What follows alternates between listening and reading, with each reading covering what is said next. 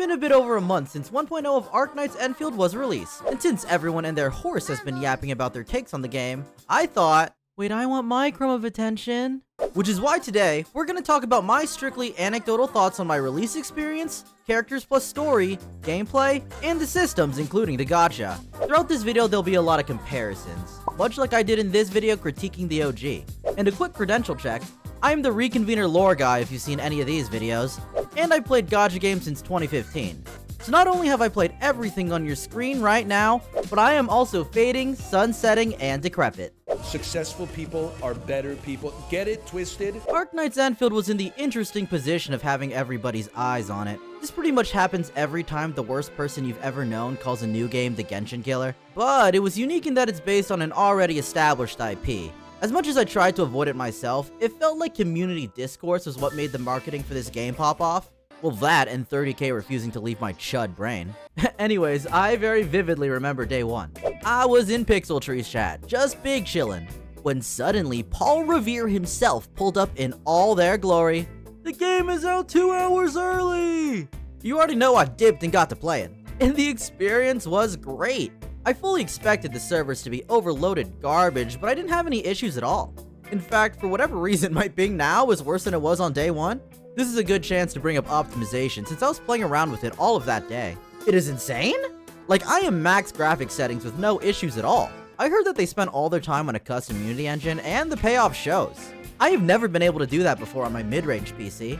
When I tried Monster Hunter Wilds at high settings, my computer screamed like a banshee. And even strictly talking gacha games, the Genshin and Zenless release stuttered a bit for me on the highest. I also dropped Wuwa on day one because at the time, that game was almost unplayable. But Endfield was completely seamless. You really can't underestimate how much that matters for a gameplay experience. Dude, when I think about my time playing Pokemon Scarlet and Violet, the stuttering made me want to blow it smooth off. But as I played through Endfield, I was just big chillin'. And as the days came and went, Endfield kept up with the marketing. Operator story trailers, combat demos, zip masks, even EPs for individual characters. And of course, I gotta appreciate them going full love and deep space for Pogranichnik. If I had to call out one thing grating about my overall release experience, it'd be community grifting and Twitter doomerism. Like, please, let's have some whimsy in our souls! I normally never watch gacha content creators, or even anime ones in general, just because I like to have an untainted opinion. But since I post videos now, I thought it'd be good for me to at least start keeping up. And while you have some normal, all-natural, soothing to the soul content, you also have a cortisol-maxing, unironic need for a wellness check? It's just not that deep, man. I'm honestly just gonna go back to watching the lol cow instead. Another issue with the release was the PayPal fiasco. If you don't remember, those who use PayPal for in-game purchases would get hit by incorrect charges. Even if this was stopped within a day and refunds were fully issued after the fix, it was, to be frank, very unacceptable. Like, full stop, there's no defending that. Thankfully, it was resolved quickly with no personal data leakage. Anyways, that's everything around the release, so let's move on to the meat of Endfield. The story. So up front, I'm gonna get the bad out of the way, then move on to the good. So if you think I'm getting too doomer, don't worry, it'll pick up. But to be blunt, the story was bad. Like, all of Valley 4 was uninspired slop. I'm pretty sure embedding the AIC tutorials into the story to the degree that it was a mistake. I'm not gonna pretend to know what the correct answer is here, but it should have been somewhat minimal, with advanced stuff up to the player's discretion. Even if you weren't considering those pacing interruptions at all, the story in and of itself was a nothing burger. Valley 4 as a location was very bland other than a couple places, and I felt like it mostly blended together. One thing I usually glaze OG Arknights for is just how good the storytelling is at making you care about the NPCs. I could not care less about them here. Most are not memorable at all. The only exception I could think of is Crow. That dude has a personality. Maybe the other one was Tata, but mostly by virtue of them being cute. I think another issue is a weak antagonist. Neverith may be a certified aura farmer and framemonger, but with what personality? And while the history I've been reading up on the Landbreakers is cool, oh my god, the Bone Crushers are so uninteresting, it's crazy. It's like they purposely ripped away any form of nuance possible to give you the most blatant black and white simulator. When I think about openings for other games, this might be one of the worst. Mondstadt was fine in Genshin, Belobog in HSR was cool, and I think I remember liking Zenless 1.0. I think I'd give into its namesake and give Valley 4 a 4 out of 10, if that. Maybe I'm too harsh, but as I've said in a previous video, I am very critical of stories in media. The prologue before that was cool though, maybe a 7 out of 10. And Wuling, now that was an upgrade from Valley 4. The presentation, the pacing, the character writing. Suddenly I care a lot about these characters. Like, I did not expect to like Tong Tong and Mifu as much as I did. And while a bit underbaked, Zhongfeng Yi was definitely better than anything in Valley 4. Great dubs too, like most of the cast really. And this setting is beautiful. Any OG Arknights heads will know that the city architecture is a derivative from Shu's event. What a great choice. It's a welcome unique twist on a Chinese region. I'm not gonna lie, I'm traumatized by these Chinese-based regions in these CN gachas. Liyue was slow, the CN show sucked, and Waifei Peninsula was god-awful. Wuling kept me wanting more. Still, I'll be honest, the story itself isn't great despite the improvements. There is still very little nuance and no interesting use of themes like I'd expect in any standard Arknights writing. Like the most recent rerun event in Arknights Global right now, Ending of a Grand Overture, is spectacular in this regard. Deeply nuanced takes on PTSD, the fate of veterans, the transition from monarchy to democracy. My main issue with Endfield is that stories like this is the standard for Arknights. So what's the deal with the Endfield writers? They have the same underlying lore. I know for a fact that they're capable. You have the Arknights writers in the same building as you. Just call them. Though stuff like this is what makes me hopeful for the future. Like this is for sure a bait and switch and things are not as they seem, right? And the companion quests. I don't get why they have to have the administrator involved. Wouldn't the stories be so much more captivating without the MC in it? Most of the ones in OG Arknights only ever mention the MC in passing at most, and they're pretty good. In particular, the Gilberta one was unacceptable. Like a straight 2 or 3 out of 10. Like, I get that the main story was rewritten a bunch of times, which is its own can of worms. But you're telling me you are just too lazy to rewrite Gilberta's companion quest to account for that? Like, I love this character. Just look at her. Why give me this dog shit quest on your moneymaker? But it may not sound like it, but I'm actually bullish on Enfield's story. Where Valley 4 and Gilberta's quests were written in the closed betas, Lavatine's companion quest was relatively recent. I was told it didn't exist in the betas at all, and that quest is good. You're telling me we are allowed to have great characterization for Lavatine's struggle with memories, and the administrator is actually utilized well with personality? Well, slap my ass and make it tingle. We're so back. The dialogue was written pretty well too. Like, I think about this exchange sometimes. And I got another question in return. Who am I? Hey, I asked first. Who am I? All right. Lavatane. Reconvener? Yes, you are Surtur's. Surtur. She left me nothing but a jumbled heap of memories. Like, I'm not calling it the pinnacle of dialogue writing or anything, but I am so sick of the same dogshit anime dialogue structure in other media. Blah blah blah, sad backstory. Alice. And I tripped and fell. Alice. Then I got called a slur. Alice. Just shut up. Stop just saying their name back to them despondently. Completely irrelevant rant, by the way. It's just something I've been thinking about. Anyways, yeah, I'd give Lavatine's quest maybe an 8 out of 10. And if future writing is of that caliber, then hey, I'll take it. Call it copium, but I'm just an optimistic person by nature. It's just who I am. Also, what hasn't suffered is the general writing in the operator files. Like, of course they may be a bit bland now, but we haven't had any story to interact with them yet. We just have to wait. Like, Pogranichniks taught me a lot about the Order of the Steel Oath and the mindset of the soldiers there. I am a fan of this world building. I've even read most of the Nexus files. And I am very excited for when we start interacting with more factions in Talos too. Another thing I want is for them to make the NPC Endfield operators more endearing. Something the OG managed to do was make me extremely attached to every nameless Rhodes Island operator. I would love them to do something similar for Endfield. Oh, and the character designs, dude. Endfield is cooking. Gilberta's new look is so cute. And Aviwena. I even fuck with Yvonne. I really like that she's Iron Mouse coded. And oh my god, the little poses that they do throughout the game are so cute. I don't think there's a character design in Endfield that I dislike. Like maybe Last Rites, but I kind of want to learn more about her before I make a judgment. And that's how I feel about the game in general. I want to learn more about the story and world building before I make a greater judgment as a whole.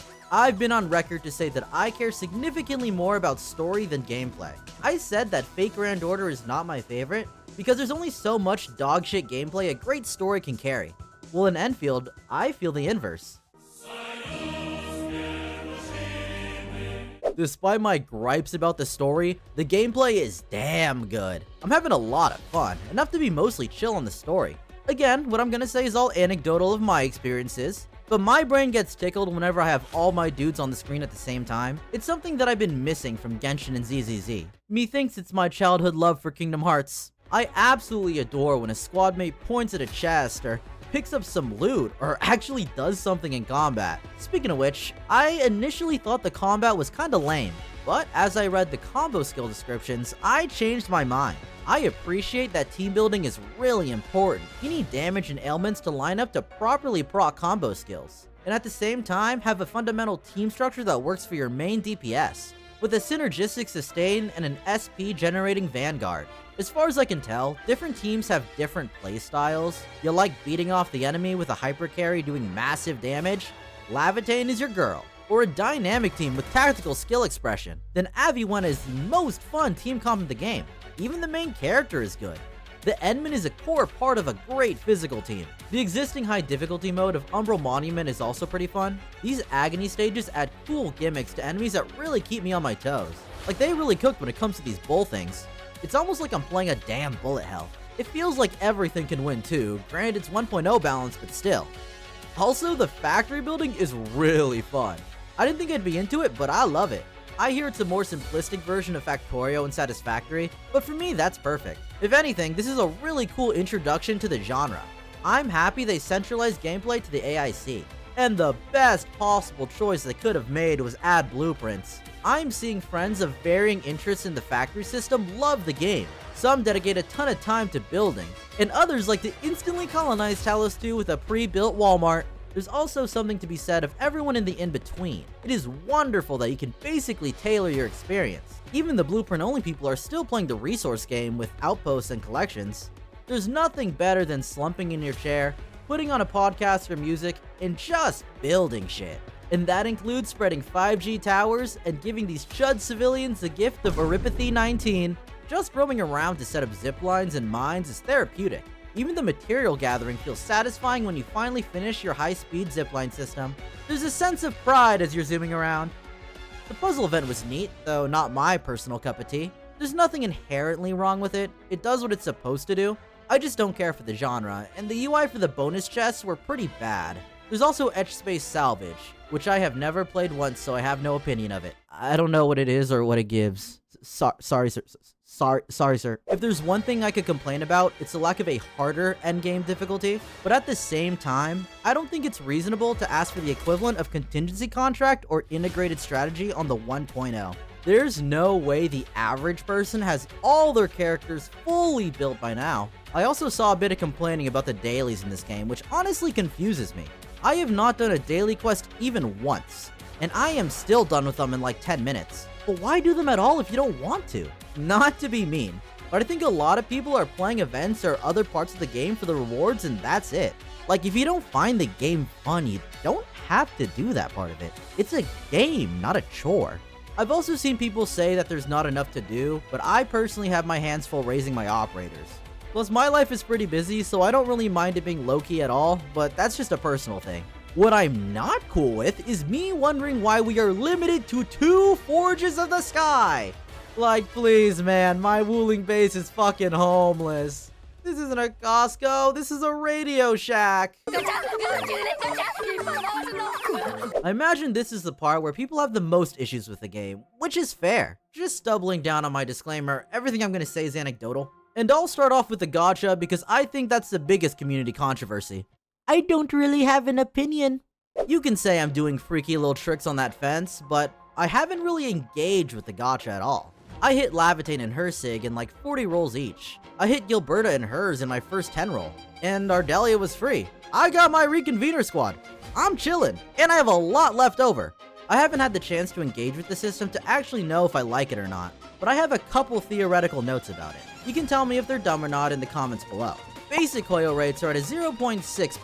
Endfield rates are at a 0.8. That doesn't sound like a big jump, but over so many rolls, it really matters. When you couple that with the free 10 roll after the 30, that's a bigger chance of hitting than the numbers actually indicate. Your EV is also much higher on each individual roll, because there are 3 limited characters in the pool alongside the standard. I inherently dislike the model of all new characters being limited, but you know, pick your battles.